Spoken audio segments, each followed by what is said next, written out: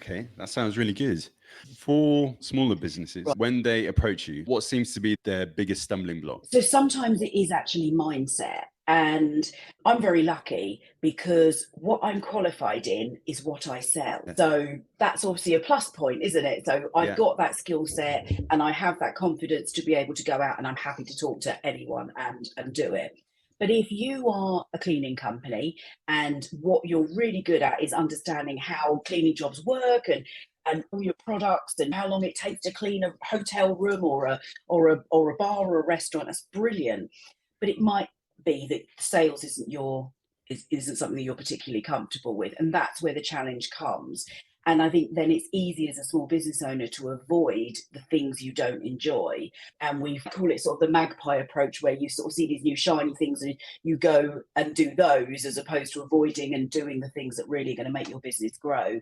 So I think one of the challenges is around it isn't their skill set, Yeah. and some of it is around mindset. People really struggle with no. People don't want to be Yeah. told no. And they Yeah. think it's really personal as well. They think that they're saying no to you as an individual. They're not. You might have just spoken to them at the wrong time. They might be Yeah. already in contract and they're just not interested.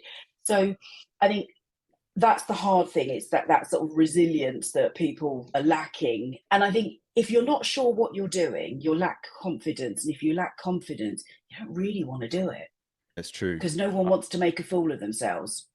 Some people make money out of doing that, but Some people, it's water off a duck's back. They yeah, don't think they'll just dive straight in. I know for me, it was always a challenge when I started my cleaning business, making cold calls. I used to hate picking up the phone because I wasn't really aware of any other process at that time. So picking up the phone yeah, and knowing already that it's going to be a no, that kind of it it affects your tone. It affects, I guess, the language that you use. It affects the approach that you take to the call. And I know I wasn't the only one who was faced with that challenge.